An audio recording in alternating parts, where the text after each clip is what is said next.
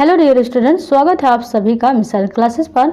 आज हम लोग बात करने वाले हैं इकोनॉमिक्स से रिलेटेड मॉडल पेपर सेट 3 को। यानी इससे पहले हमने मॉडल पेपर सेट 1 और सेट 2 को कर चुके हैं। सबसे पहले आप जाके उन दोनों वीडियो यानी मॉडल पेपर 1 और मॉडल पेपर सेट 2 को पहले देखिए, उसके बाद ही आप इकोनॉमिक्स से मॉडल पेपर सेट 3 को देखिए। डियर स्टूडेंट, यहाँ पर आपको जितने भी इकोनॉमिक्स से रिलेटेड क्वेश्चंस बताया जा रहा है, ये सारे क्वेश्चंस आपके एग्जाम के आधार पर ही 100% सिलेक्टेड किए गए हैं।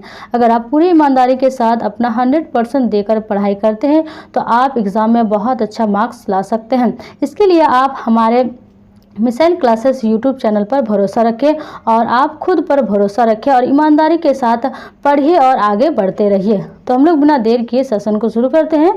और फर्स्ट क्वेश्चन है हमारा, भुगतान संतुलन में असमानता का कारण है।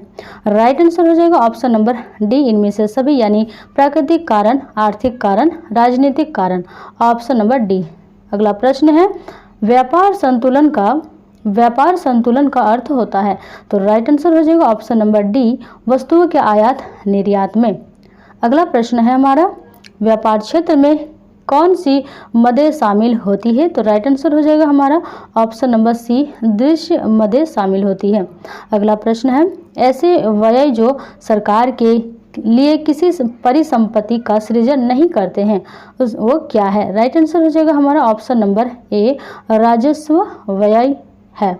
अगला प्रश्न है हमारा, निम्न में कौन राजकोष के घाटे से होने वाला खतरा है। तो राइट आंसर है ऑप्शन नंबर बी, स्फीतिकारी दबाव, option number B.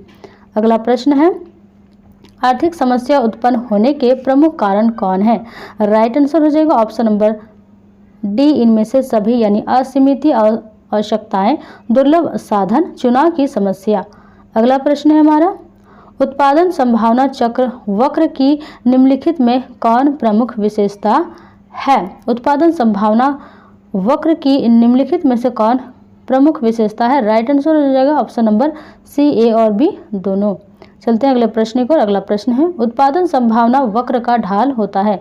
Right answer हो जाएगा ऑप्शन नंबर ए, ऋणात्मक होता है।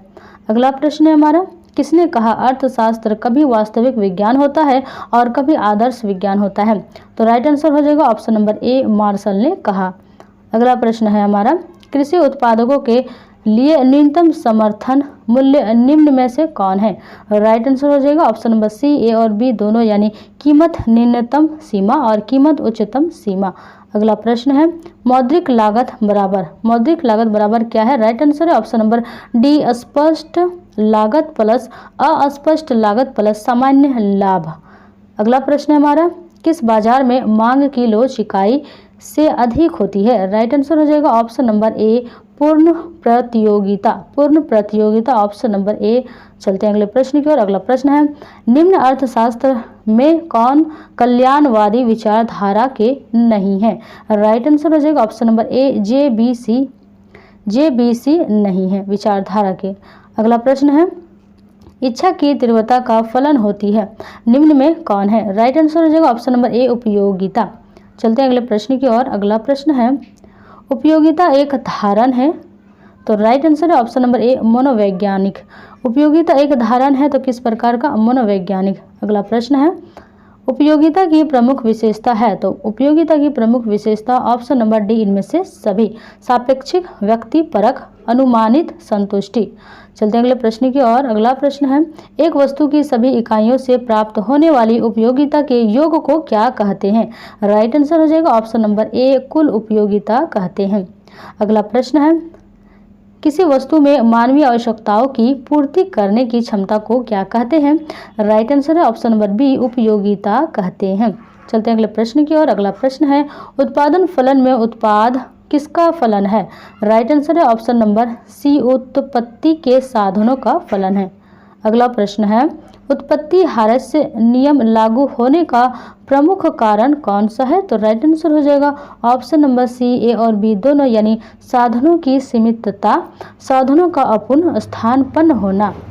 अगला प्रश्न है, दीर्घकाल में पूर्ति की लोच। तो दीर्घकाल में पूर्ति की लोच है। राइट आंसर है ऑप्शन नंबर ए, अधिक लोचदार। चलते हैं अगले प्रश्न की ओर। अगला प्रश्न है, दीर्घकालीन उत्पादन फलन का संबंध निम्न में किससे है? तो राइट आंसर हो जाएगा ऑप्शन नंबर सी, पैमानों के प्रतिफल नियम द्वारा।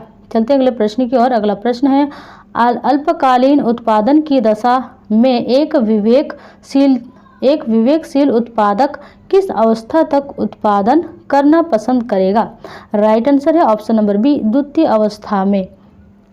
चलते हैं अगले प्रश्न की ओर। अगला प्रश्न है, अल्पकाल पूर्ति वक्र होता है? तो राइट आंसर है ऑप्शन नंबर ए, कम लोचदार होता है। अगला प्रश्न है, दीर्घकाल पूर्ति वक्र होता है? राइट आंसर है ऑप्शन नंबर ए, अत्यधिक लोचदार दीर्घकाल पूर्ति वक्र होता है। अगला प्रश्न है, किस बाजार में फर्म का स्वतंत्र प्रवेश तथा बहिर्गमन होता है? राइट आंसर हो जाएगा ऑप्शन नंबर सी, पूर्ण प्रतियोगिता बाजार। चलते हैं अगले प्रश्न की ओर। अगला प्रश्न है, एकाधिकारी बाजार किसे दर्शाता है? तो राइट आंसर है ऑप्शन नंबर सी, बाजार प्रवृत्ति को दर्शाता है। चलते हैं अगले प्रश्न की ओर। अगला प्रश्न है, किस बाजार में वस्तु विभेद पाया जाता है?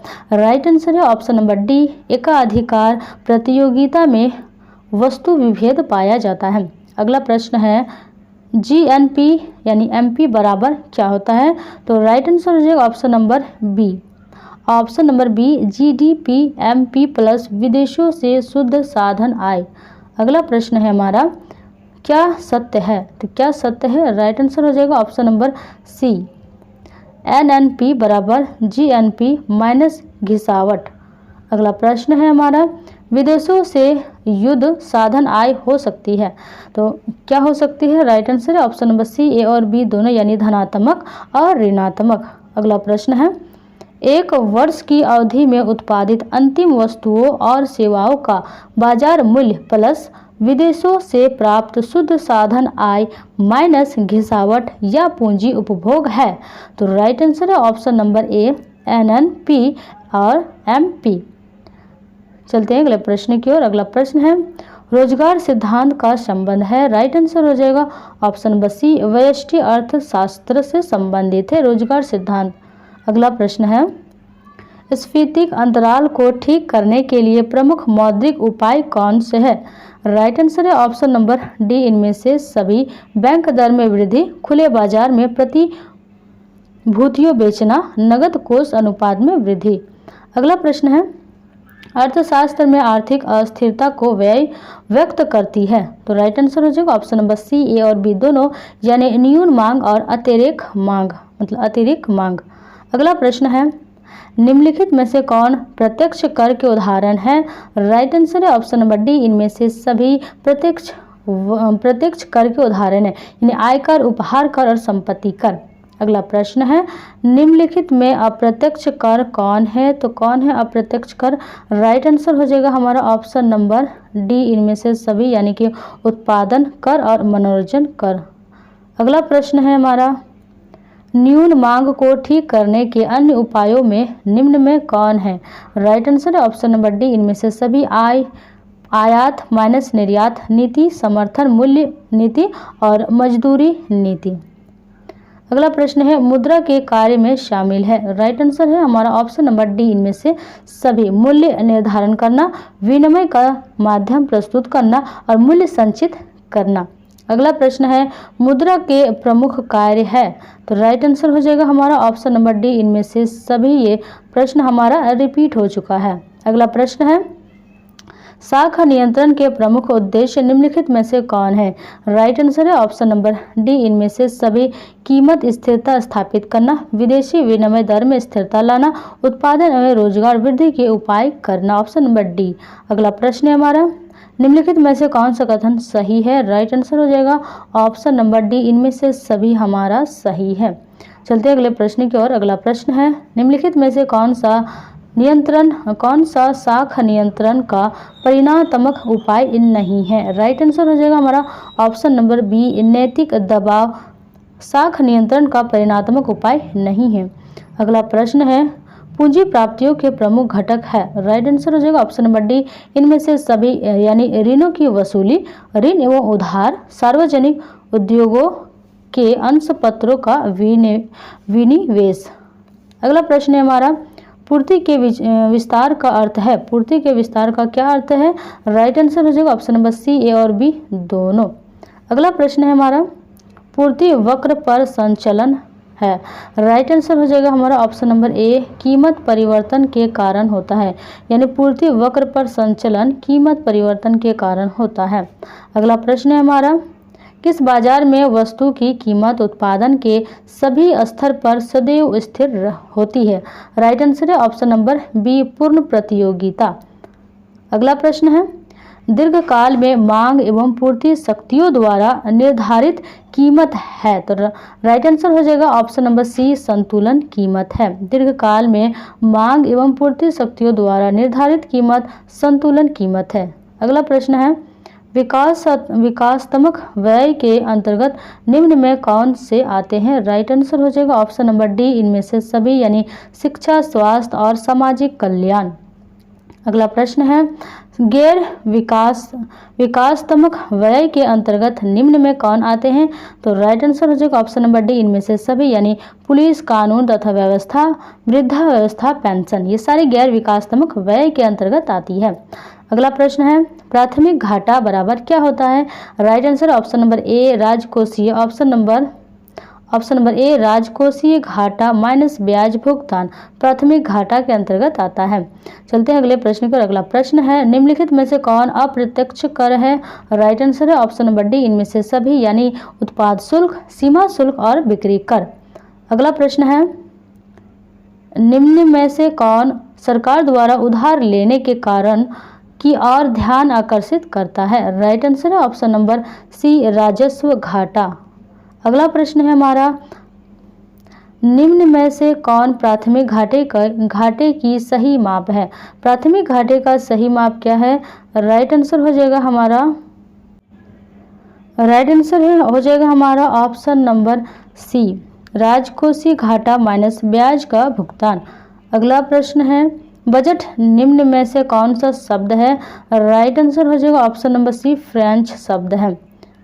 अगला प्रश्न है, निम्न में से भुगतान शेष की परिभाषा किसने दी है? तो किसने दी है? राइट आंसर हो जाएगा हमारा ऑप्शन नंबर बी, बेहनसम ने दिया है। अगला प्रश्न है, पूंजी खाते के अंतर्गत निम्नलिखित में से किसे शामिल किया जाता है? राइट आंसर है option number D, A, B, option number D, B और सी, यानी एक बी और सी, यानी कि निजी सौदे और विदेशी प्रत्यक्ष विनियोग। अगला प्रश्न है हमारा, कीमत या बजट रेखा की ढाल क्या होती है? तो राइट आंसर है ऑप्शन नंबर ए, सॉरी यहाँ पर ऑप्शन आपको यहाँ पर नहीं दिया गया है। तो आप इन जो 58 नंबर का प्रश्न है, कीमत या बजट रेखा की ढाल क्या होती है, आपको अगर ये प्रश्न आता है तो आप ये प्रश्न को आप कमेंट बॉक्स में बता सकते हैं। यानी ये प्रश्न आप लोगों के लिए छोड़ा गया है, आप इसका जवाब कमेंट बॉक्स में बताएं, आप इनका आंसर क्या होगा। तो हम लोग इसको स्किप करते हुए चलते हैं अगले प्रश्न की ओर। अगला प्रश्न है हमारा, निम्नलिखित में से कौन उत्पत्ति का साधन नहीं है? तो राइट आंसर हो जाएगा हमारा ऑप्शन नंबर सी, मुद्रा उत्पत्ति का साधन नहीं है।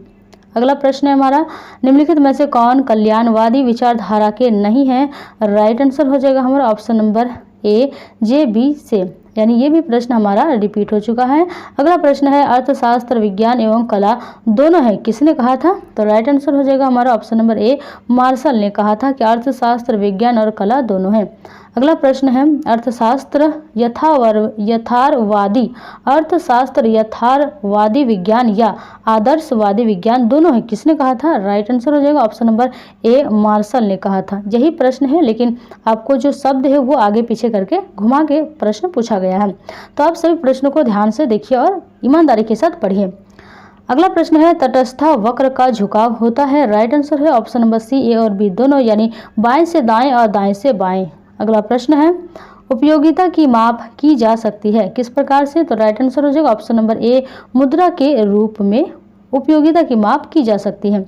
अगला प्रश्न है, आवश्यकता संतुष्टि के नियम को कहते हैं। राइट आंसर है हमारा ऑप्शन नंबर ए, सीमांत उपयोगिता ह्रास नियम कहते हैं। अगला प्रश्न है सीमांत उपयोगिता नियम की प्रमुख मान्यता है, तो क्या है? राइट आंसर है ऑप्शन नंबर डी उपयुक्त सभी यानी निरंतरण क्रम, पर्याप्त आकार और एक समान। अगला प्रश्न है सीमांत उपयोगिता नियम के लागू होने की आवश्यकता शर्त निम्न में से कौन है? Right answer option number D इनमें से सभी यानी स्थान पन्नों का मूल्य स्थिर, आय एवं उपभोक्ता प्रवृत्ति स्थिर और फैशन एवं रुचि स्वभाव में कोई परिवर्तन। अगला प्रश्न है परिवर्तनशील अनुपात का नियम उत्पादन की 3 अवस्थाओं की चर्चा करता है। उत्पादन के प्रथम चरण में क्या है? तो राइट आंसर है ऑप्शन नंबर सी सीमांत और औसत उत्पादन बढ़ता है। सीमांत और औसत उत्पादन बढ़ता है। चलते हैं अगले प्रश्न की ओर। अगला प्रश्न है जो वक्र पहले बढ़ता है फिर स्थिर होकर घटना आरंभ करता है वह कौन सा वक्र कहलाता है? राइट आंसर है ऑप्शन नंबर डी इनमें से सभी यानी ए, बी और सी इनमें से सभी। चलते हैं अगले प्रश्न की ओर। अगला प्रश्न है परिवर्तनशील अनुपातों का नियम संबंधित है। राइट आंसर है हमारा ऑप्शन नंबर सी अल्पकाल में संबंधित है। अगला प्रश्न है औसत स्थिर लागत वक्र अक्षों को क्या करती है? तो राइट आंसर है ऑप्शन नंबर ए छूती नहीं है। औसत स्थिर लागत वक्र अक्ष को छूती नहीं है। अगला प्रश्न है औसत परिवर्तनशील लागत भागफल होता है, तो क्या होता है? राइट आंसर है ऑप्शन नंबर ए यानी कुल परिवर्तनशील एवं उत्पादन की मात्रा है। चलते हैं अगले प्रश्न की ओर। अगला प्रश्न है बाजार स्थिति जिसमें वस्तु का केवल एक विक्रेता होता है, तो क्या है? राइट आंसर है हमारा ऑप्शन नंबर बी मोनोप्लोसोनी मोनोप्सोनी होता है। ऑप्शन नंबर बी बाजार स्थिति जिसमें वस्तु का केवल एक विक्रेता होता है। चलते हैं अगले प्रश्न की ओर। अगला प्रश्न है किसके अनुसार जब प्रत्यक्ष उत्पादन की वस्तु की मांग पूर्णतः लोचदार होती है तो वह बाजार पूर्ण प्रतियोगी बाजार कहलाता है। राइट आंसर हो जाएगा हमारा ऑप्शन नंबर बी श्रीमती। राइट आंसर है ऑप्शन नंबर बी श्रीमती रॉबिन्स ने कहा था। ऑप्शन नंबर बी राइट हो जाएगा। चलते हैं अगले प्रश्न की ओर। अगला प्रश्न है निम्नलिखित में से कौन एकाधिकार उत्पन्न के कारण है? राइट आंसर हो जाएगा ऑप्शन नंबर डी इनमें से सभी यानी पेटेंट अधिकार, कच्चे मालों का केंद्रीकरण और गला घोंट प्रतियोगिता। चलते हैं अगले प्रश्न की ओर। अगला प्रश्न है अल्पाधिकारी एक निम्न में किसका रूप है? राइट आंसर हो जाएगा ऑप्शन नंबर बी अपूर्ण प्रतियोगिता का रूप है। अगला प्रश्न है अल्पाधिकारी बाजार की प्रमुख विशेषता निम्न में कौन से हैं? राइट आंसर हो जाएगा ऑप्शन नंबर डी इनमें से सभी यानी कि कुछ विक्रेता, विज्ञापन एवं विक्रय लागत और अनिर्धारणीय वक्र। अगला प्रश्न है निम्नलिखित में से कौन सी टिकाऊ वस्तु है? राइट आंसर हो जाएगा ऑप्शन नंबर डी इनमें से सभी यानी टेलीविजन, रेफ्रिजरेटर और कार। अगला प्रश्न है निम्न में कौन गैर टिकाऊ वस्तु है? तो राइट आंसर हो जाएगा ऑप्शन नंबर डी इनमें से सभी यानी साबुन, पेस्ट और सब्जी। अगला प्रश्न है एक फर्म का मांग वक्र पूर्ण लोचदार होता है कब? राइट आंसर हो जाएगा ऑप्शन नंबर सी एकाधिकार प्रतियोगिता में। अगला प्रश्न है बाजार शब्द का सही अर्थ क्या है? राइट आंसर है ऑप्शन नंबर ए क्रय विक्रय स्थल। क्रय विक्रय स्थल बाजार शब्द का सही अर्थ है। चलते हैं अगले प्रश्न की ओर। अगला प्रश्न है निम्न में से कौन परिवर्तित आगत नहीं है? निम्न में कौन परिवर्तित आगत नहीं है? तो राइट आंसर हो जाएगा हमारा ऑप्शन नंबर ए श्रमिक। ऑप्शन नंबर ए श्रमिक। अगला प्रश्न है निम्न में कौन स्टॉक का उदाहरण है? राइट आंसर हो जाएगा ऑप्शन नंबर डी इनमें से सभी यानी पूंजी, मुद्रा की मात्रा और एक टैंक में जल, ये सारे स्टॉक के उदाहरण हैं। अगला प्रश्न है हमारा निम्न में कौन प्रवाह का उदाहरण है? राइट आंसर हो जाएगा ऑप्शन नंबर डी इनमें से सभी यानी कि गति, नदी का जल, पूंजी, निर्माण। ऑप्शन नंबर डी इनमें से सभी। अगला प्रश्न है स्टॉक का संबंध होता है, तो किससे होता है स्टॉक का संबंध? राइट आंसर है ऑप्शन नंबर सी ए और बी दोनों यानी समय बिंदु और किसी निश्चित समय। अगला प्रश्न है अतिरेक मांग को ठीक करने के उपाय निम्न में कौन है? राइट आंसर हो जाएगा ऑप्शन नंबर डी इनमें से सभी यानी राजकोषीय उपाय, मौद्रिक उपाय और उत्पादन में वृद्धि। अगला प्रश्न है स्थिर आगत किस काल में स्थिर रहते हैं? राइट आंसर हो जाएगा ऑप्शन नंबर सी, दोनों काल में, अल्पकाल में और दीर्घकाल में। अगला प्रश्न है, परिवर्ती अनुपात के नियम से सीमांत उत्पाद में क्या परिवर्तन होता है? राइट आंसर हो जाएगा ऑप्शन नंबर डी, अंततः गिरावट होती है। अगला प्रश्न है, यदि कुल लागत टीसी, कुल परिवर्तित लागत यानी वीसी तथा कुल स्थिर लागत यानी एफसी हो तो कौन समीकरण सही होगा? तो राइट आंसर हो जाएगा हमारा ऑप्शन नंबर डी, इनमें से सभी सही हो जाएगा। चलते हैं अगले प्रश्न की ओर। अगला प्रश्न है, राजकोषीय नीति के प्रमुख संगठक है। तो राजकोषीय नीति के प्रमुख संगठक कौन है? राइट आंसर हो जाएगा हमारा ऑप्शन नंबर डी, इनमें से सभी, यानी कर, सार्वजनिक ऋण और घाटे की वित्तीय व्यवस्था से प्राप्त धन। चलते हैं अगले प्रश्न पर। अगला प्रश्न है, प्रसिद्ध पुस्तक इंटरेस्ट एंड प्राइस के लेखक कौन है? तो राइट आंसर है हमारा ऑप्शन नंबर बी, नट विकलेस। अगला प्रश्न है, गुणक की प्रमुख सामान्यताएं हैं। राइट आंसर हो जाएगा ऑप्शन नंबर डी, इनमें से सभी गुणक की प्रमुख सामान्यताएं हैं। अगला प्रश्न है, व्यापार चक्र के उत्पन्न होने के निम्नलिखित में कौन से कारण है? राइट आंसर हो जाएगा हमारा ऑप्शन नंबर सी, ए और बी दोनों, यानी अस्फीतिक दशाएं और स्फीतिक दशाएं दोनों। अगला प्रश्न है, रिजर्व बैंक ऑफ इंडिया की स्थापना कब हुई है? तो राइट आंसर जो ऑप्शन नंबर बी, 1935 को। चलते हैं अगले प्रश्न की ओर। अगला प्रश्न है, मौद्रिक नीति का संबंध है। राइट आंसर हो जाएगा हमारा ऑप्शन नंबर डी, खुले बाजार की क्रियाओं में मौद्रिक नीति का संबंध है। अगला प्रश्न है, देश में कागजी नोट जारी करने का कार्य कौन करता है? तो राइट आंसर हो जाएगा ऑप्शन नंबर बी, केंद्रीय बैंक द्वारा किया जाता है। अगला प्रश्न है, केंद्रीय बैंक शाखा नियंत्रण करती है। राइट आंसर है ऑप्शन नंबर ए, बैंक दर के माध्यम से। अगला प्रश्न है, केंद्रीय बैंक